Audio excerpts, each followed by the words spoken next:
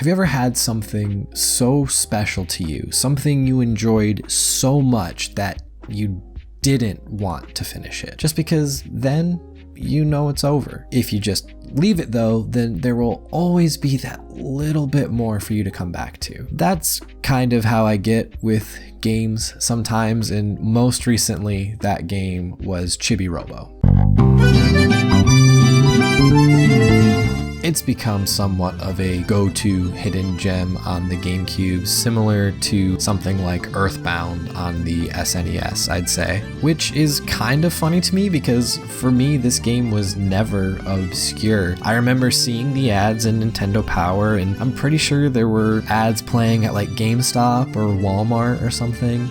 I just remember being very excited for it, and I got it and played it right as it was relevant, and in hindsight, I'm very thankful for that. I got to be one of the people on the ground floor playing and enjoying something that ended up being obscure, like some sort of gatekeeping gaming hipster. At the same time, I'm also kind of bitterly disappointed by that fact because, as I'm sure so many other kids did...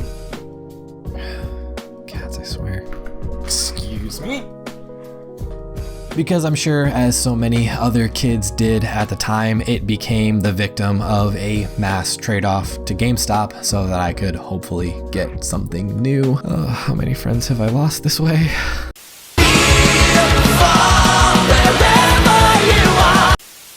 Add on top of that the fact that Nintendo just seems to have it out for this series.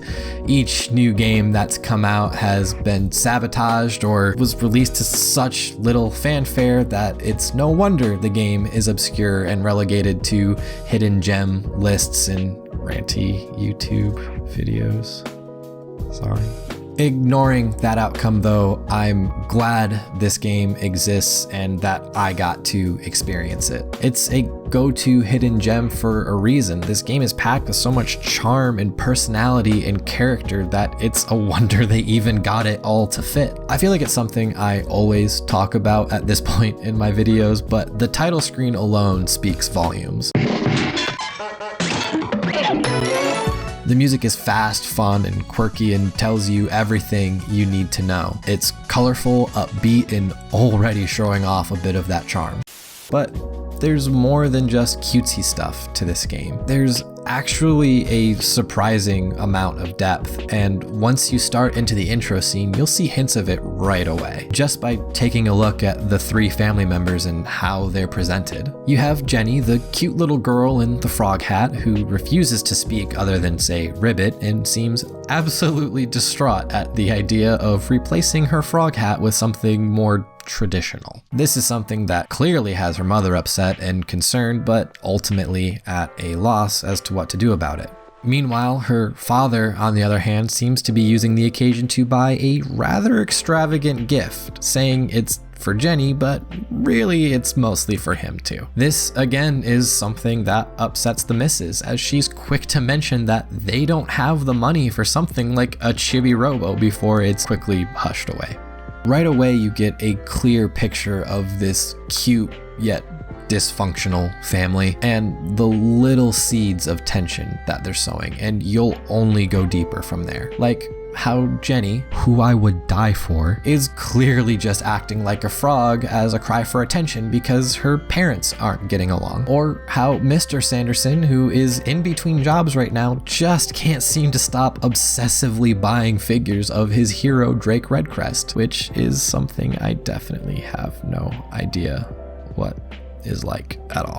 Or Mrs. Sanderson, who is rightfully getting to the point of being fed up with her family because she's the only one trying to take care of them and their home and is left alone to drown in all the red ink. I can relate to each family member in one way or another, and it honestly makes it such a joy to get to know them and help solve their issues throughout the game. They each bring their own understandable motive to the table, and it's so interesting to see that unravel as you play. The game has a lot more than just the Sandersons to tend to though. Starting with the first night, you'll meet the many toys of the house that come to life Toy Story style, or even their pet dog and the animals outside. It works as such a great way to fill out what would normally be a very small cast for you to interact with, since you never actually leave the family home or the backyard. And it adds in well over a dozen characters, each with their own little intersecting stories for you to go through. It's also just really fun to see the toys interacting with each other and even show concern for the family when things aren't going so smoothly. Even though your designated role is meant to only be the house's new quicker picker-upper, you'll have plenty of things to do outside of cleaning. You'll soon find yourself playing a much wider array of duties, from chef to plumber,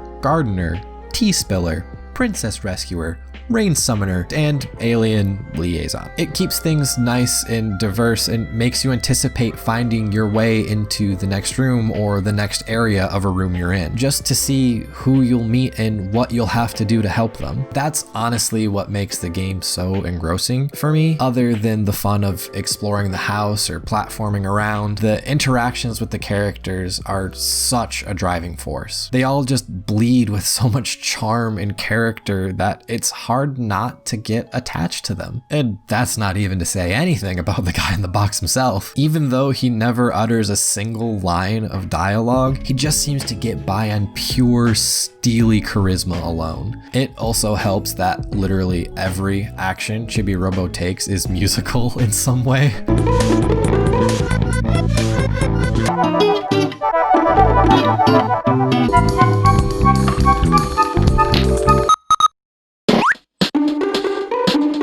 It just amplifies that charm that I've mentioned like way more than enough at this point, but it's just so persistent throughout the game. There's actually a video by a channel called 8-Bit Music Theory that goes way more in depth into the topic of music in Chibi-Robo, and he does way more of a better job than I could ever hope to do. So I strongly recommend that, especially if you're into music theory and stuff like that.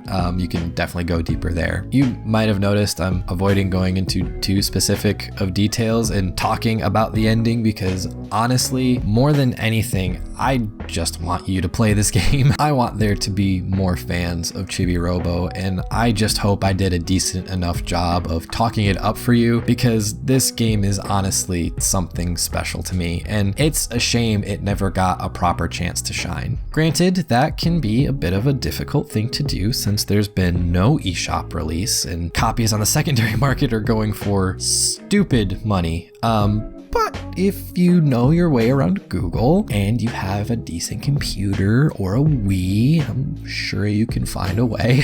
Quick disclaimer, I'm not advocating for piracy in any way. Just want to make that clear, but in this instance, the only way to play this game legitimately is to fork over literally hundreds of dollars to eBay sellers, and they're the only ones that are going to see that money, not the developers. So, should Nintendo ever decide to give some sort of re-release, please support it. But until that time, every copy of Chibi-Robo that's ever going to sell has already been sold, so I mean, you know, I'm not telling you what to do, but you know, whatever you want.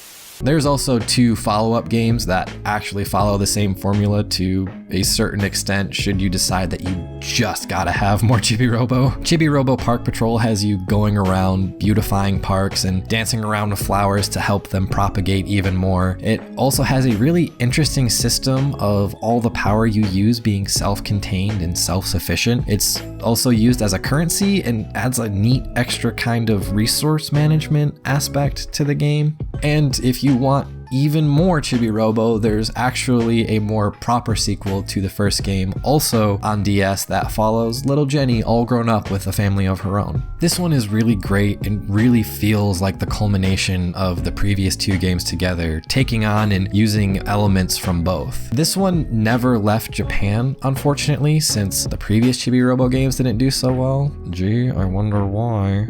But thanks to some very dedicated fans, a full English translation is readily available online. So if you do give this game a try, be sure to give them some love. Both of these games utilize touch controls quite a bit, and in different ways from each other too, with Chibi-Robo Clean Sweep adopting an almost fully touch control scheme that I honestly think works pretty well and kind of gives me a vibe of a throwback to the series' roots as a point-and-click adventure game. For my money though, the original will probably always be my favorite, and I'm glad it exists so that I can come back to it every few years or so. I really hope I've done a decent enough job of talking these games up and making a decent case as to why you should play them, even if they're the brunt of persistent neglect from Nintendo. Fans are the ones who refuse to let games die, and I hope that we can keep the Chibi-Robo embers burning just a little bit longer. Thanks so much for watching, guys. Really appreciate you making it this far in the video. I'd honestly love to hear your guys' thoughts on these games if you do give them a try or if you've played them before, so feel free to comment down below and let me know. If you'd like to help me out, as always, liking and subscribing are two little things that really do go a long way, so I really appreciate that as well. Also, I stream on Twitch occasionally, so if that's something that interests you and you want to stop by and give me a follow and say hi, that'd be really cool too. Anyways, till next time.